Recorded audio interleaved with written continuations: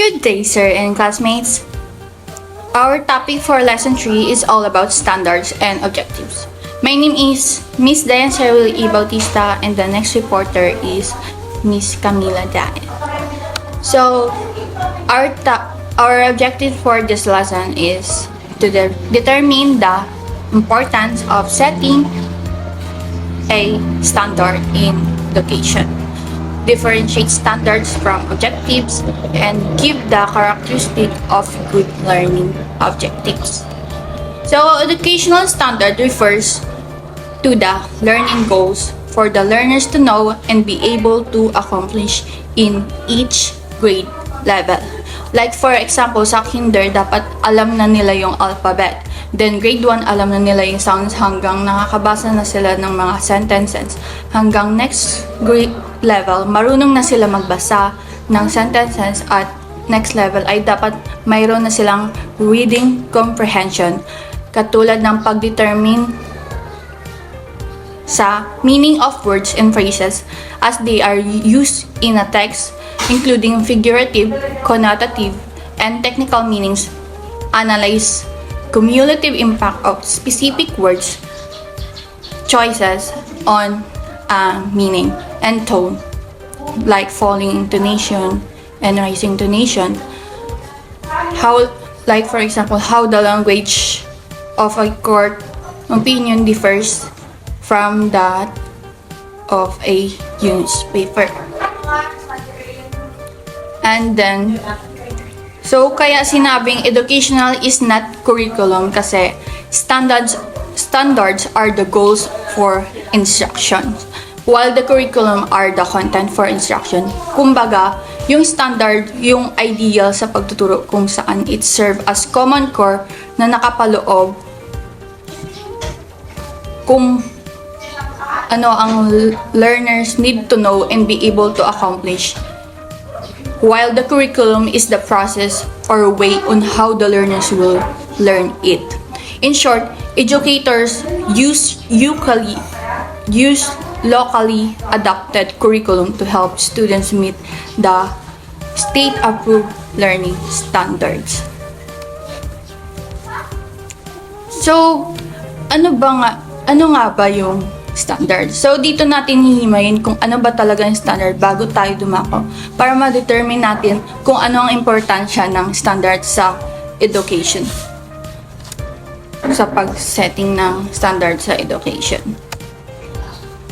So, standards enable the learners to be given clear and specific instruction. For example, sa picture number 1, hindi valid yung instruction na cut your tomato lang kasi hindi naka-indicate kung anong way ang dapat ng pag-cut ng tomato. Kaya ang tama ay ang direction 1, yung make one cut in middle of your tomato. Thus, instruction should be aligned with the standards at the same time. Like another example sa picture number 2, kung saan yung standard ng direction should use as positive manner in selecting wordings or phrases kasi doon mas magiging clear kung ano dapat nilang gawin and direct, katulad sa don't paste in your color too tightly and avoid using color that too smooth. So negative yung phrases na ginamit. Di na siya mawari at hindi malinaw kung ano instruction ang naisabihin. So it should be direct to the point when giving instruction. Yun yung standard when giving instruction. So next is standards ensure accountability through making the teachers responsible for whatever happens inside the classroom. Therefore, through these standards, nagiging accountable or aware tayo as a teacher sa responsibility kung paano natin na-handle ang learning environment ng mga estudyante. That's why mayroon tayong standard sa classroom. Like for example, ng pagsiset ng classroom rules such as show up in time for class, work quietly, raise your hand if you want to ask something or share your thoughts about the topic.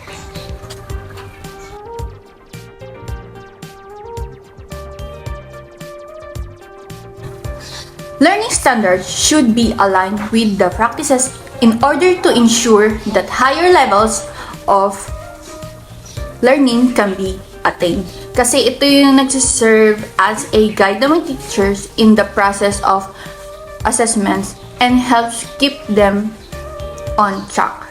That's why standards help in planning, implementation, and assessment of student learning.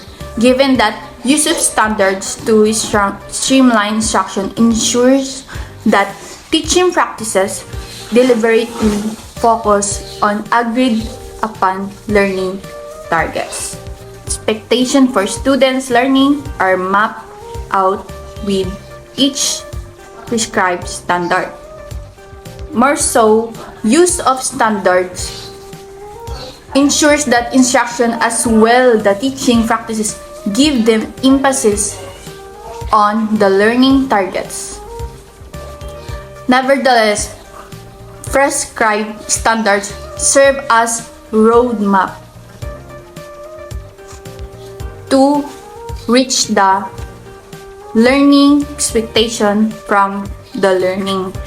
So, ito yung standard is para magkaroon ng direction yung mga learning expectation para ma-achieve yung learning expectation para sa students.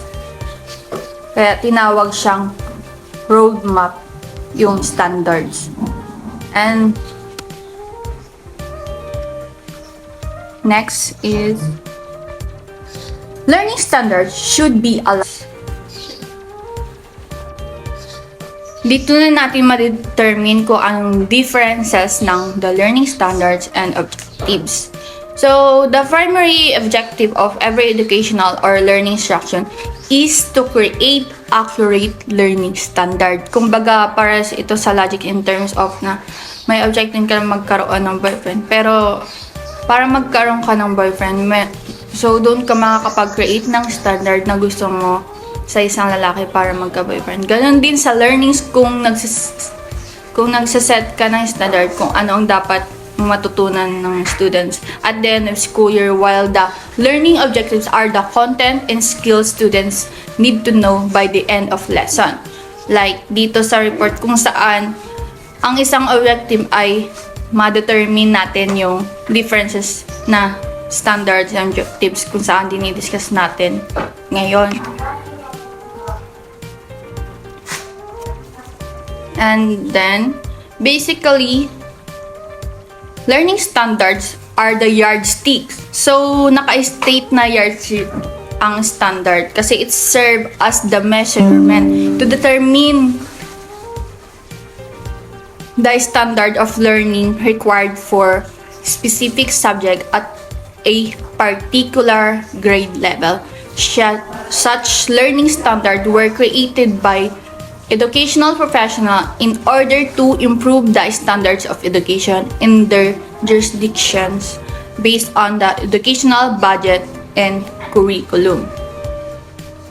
So, through standards, formulation, and implementation of policies in order to attain learning goals of school would be established. The learning standards portray the continuous delivery of education. So, may malaking parte yung standards para magkaroon tayo ng quality education. So, ang next subtopic is reason why standards are important to education. Ito yung mga components kung bakit importante ang education. Importante ang standards dahil unang-una, the standards set clear and measurable goals. Kaya ito nag-i-inform sa educators para maging aware sila about the expected outcomes of the course or grade level, serve as guide to educators to work toward the learning goals. Kaya katulad ng sinabi ko kanina, yung standard is nag-serve para magkaroon ng direction para ma-achieve nila yung learning objectives. It also defines the knowledge and the skills that the learner must obtain in preparation for college or future work. So, dahil sa standard ito, dito natin nasusukat ang mga skills na dapat matutunan na magagamit para maging prepare sila sa future work. Katulad na lang sa atin as a prospective teachers kung saan mayroong standards na dapat ma-acquire para maging isang ganap o epektibong guro. And next is standard informed instruction. Dahil sa standard, nakakatulong ito to achieve the curriculum, assessment, and professional development. Standard-based instructions teaches these necessary skills, then implement standard tests that measure how well students is doing in relation to the standard for their grade level. So, nabanggit ko kanina, may mga standards for each grade level, and any students that fall below this expectation receive intervention measures to help build their skills and knowledge back up to standard. So, standard-based curriculum is also designed to ensure accountable among teachers for the learning achievements and learnings that will lead them to success outcomes of their present and upcoming endeavors. Since standard-based curriculum that combines predetermined standards of knowledge and experiences and with assessment to ensure students are meeting those standards. Often these standards used in curricula are developed in national level. Private schools are free to make their own curricula as well. However, there are basic requirements that they are still subject to. Lastly, the standard is important since it helps measure achievement. As dictionary defines standard, it is something considered an authority as the base of comparison in order to evaluate if a certain goal was achieved. There must be a sense measurement in accordance to set the standards. Hence, sa pamamagitan ng standard, the teacher have basis to follow the standard-based instruction to measure that their students meet the demands targeted. And the next topic is objectives will be discussed by Miss Camila Dait.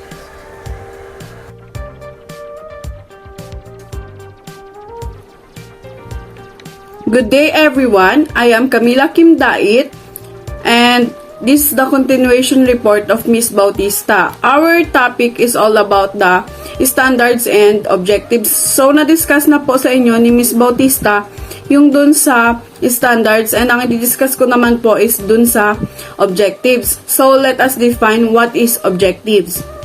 In the perspective of education, learning objectives are short statements which describe what the learners are expected to learn by the end of the school year, course, lessons, projects, or even class periods. So, sinasabi na yung learning objectives, ito yung mga short statement na inaasahan ng mga learners na kanilang matutunan sa end ng school year, course, lessons, or projects, or even yung sa class periods lang. Many times, learning objectives pertain to academic goals that the teachers establish for learners in accordance with the learning standard. So, sinasabi din na yung learning objectives, dinidescribe or ito din yung academic goals ng mga na ginawa ng teachers para sa learners, para sa kanilang learning standards.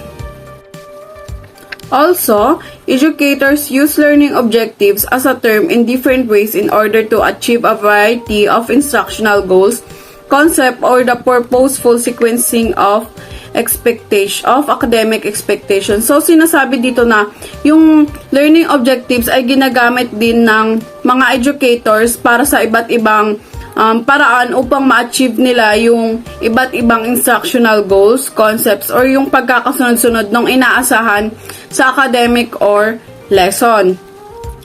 Also, they can also considered as ways to create structures, establish sequences, and plan learning goals within a specific instructional period. So, dito, kino-consider din ito bilang daan sa pagbuo ng mga structure, mag-establish ng pagkakasunod-sunod ng ituturo na lesson or yung flow ng magiging lesson. So, para din ma-plan kung yung learning goals sa loob lang ng isang particular na panahon ng pagtuturo. So, next, learning objectives are also being used to build and articulate academic expectations for learners and be used as a basis for assessment or evaluation of what is expected from them. So, ginagamit din yung learning objectives upang buuin at ipahayag yung mga dapat ma-expect ng learners na magiging flow ng lessons at magagamit din nilang basis sa assessment or evaluation ng kung ano yung aasahan mula sa kanila na kanila dapat na ma-perform. Though, when learning objectives are not clear or absent, learners may not be able to know what is expected from them, which may lead to confusion, frustration, or other aspects that would compromise the learning process.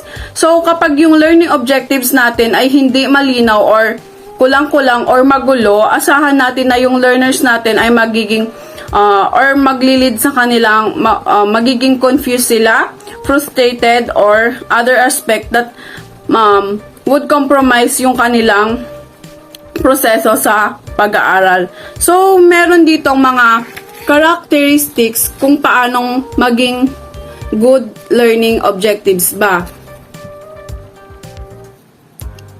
So, what are the characteristics of good learning objectives? Substantial learning objectives give emphasis on the application and integration of knowledge and skills acquired in a particular lesson or instruction. Specifically, good learning outcomes should be specific and use active language that makes the expectation clear. This allows the learners to be informed of the standard on how they will be assessed and ensures that learners and instructors set goals in the course. So, yung good characteristics ng learning objectives ay nagbibigay din sa applications and integration ng kaalaman at ng kanilang skills na nakuha sa isang particular na aralin or pagtuturo. So, dapat para magkaroon ng good learning outcomes, it should be specific and gumamit ng active language so para magkaroon ng mas malinaw na expectations. Dito din, inaalaw yung learners na ma-inform of the standard kung paano sila i-assess and ma-ensure na yung learner and yung instructor ay magkaroon ng goals. Next is, yung i-discuss na natin is yung mga characteristics ng good learning objectives. So, yung first characteristic of good learning objectives is learning objectives should be flexible, which means the instructor should comfortable in adding or removing learning outcomes. So, sinasabi dito na yung learning objectives natin ay dapat flexible or we can say na adjustable. So, yung instructor ay magiging comfortable na mag-add ng learning objectives na sa tingin nila ay makakatulong sa or makakadagdag ng information or knowledge sa mga learners. And also, magiging comfortable din sila na alisin or magtanggal ng mga sa tingin nila hindi necessary doon sa magiging flow ng lesson. Next is, Learning objectives focus on the learners and on the application and integration of the acquired knowledge and skills. So, yung learning objectives natin na gagawin ay dapat focus dun sa mga learners and dun sa application and integration na makukuha nilang knowledge and skills. Next, characteristic. Learning objectives should be realistic. Kailangan, yung gagawin nating learning objectives is makatotohanan, hindi yung hindi angkop dun sa mga learners na iyong tuturuan. It should allow the learners to explain the importance of learning and enable the learners to demonstrate the knowledge and skills. So, dapat i-allow nila yung mga learners na ipaliwanag yung importance ng learning at enable the learners na ipakita yung kanilang knowledge and skills. Next is, learning objectives should be simple and brief, which may enable the learners to immediately understand their learning outcomes. So, dapat yung gagawing learning objectives is simple lang at yung brief or yung mas madaling maintindihan ng mga learners natin. Next characteristic is learning objectives should be grounded and give an idea what the learners expected to learn, determine the prior knowledge and skills needed in the topic, and consider the preferred learning styles of learning of the learners. So, dapat dun pa lang sa learning objectives is magkaroon na ng idea yung learners kung ano yung ituturo ng instructor sa kanilang lessons. And ma-determine na nila kung ano yung prior knowledge and skills na kailangan nila doon sa topic. And considered yung kanilang kung paanong learning styles yung kailangan ng instructor sa mga learners. Diba kasi hindi pare-parehas ng learning styles yung mga students. So, dun sa gagawin mong learning objectives is kailangan bawat students ay matuto. So, kailangan mong mag-isip kung paanong learning styles yung iyong gagawin. Next is, learning objectives should be performance specific. They should specify what performances are expected from the learners to display. So, yung learning objectives ay kailangan specific kung anong performance ba yung ipapagawa mo sa kanila. Kailangan ma-specify kung anong performance yung expect mo na makita or gagawin ng learners mo. So, next, learning objectives should be aligned to assessment. If the learners have completed the assessment successfully, it means that learning objectives were achieved. So, yung dito nga na sinasabi na yung gagawin mong learning objectives ay dapat aligned or yung aligned doon sa assessment. So, paano mo malaman kung yung ginawa mong learning objectives is aligned? Kailangan na-achieve nila ito or nagawa nila ng maayos. Next, last characteristic, learning objectives should offer a timeline for completion of the desired learning. So, dapat yung sa learning objectives, magkaroon ka ng timeline para malaman kung gaano katagal mo ituturo, 'di ba? Ituturo ito. 'Di ba merong bawat topic is merong, for example, may isang topic lang na pang isang araw, pang weeks or pang short period lang. So, kailangan magkaroon ka nito para mas makakompleto mo or mas maituro mo ng maayos yung lesson mo. So, yun lang po yung mga characteristics of good learning objectives. To summarize po, yung topic namin, yung learning, yung standard and yung objectives natin ay dapat smart or learning objectives should speak to learners, measurable, applicable, realistic, time-bound, transparent, and transferable. So, kaya natin tinawag na SMART. Para mas kailangan natin magkaroon nito para mas maging maganda or mas maituro mo ng maayos yung magiging lesson mo. Yun lang po. Thank you.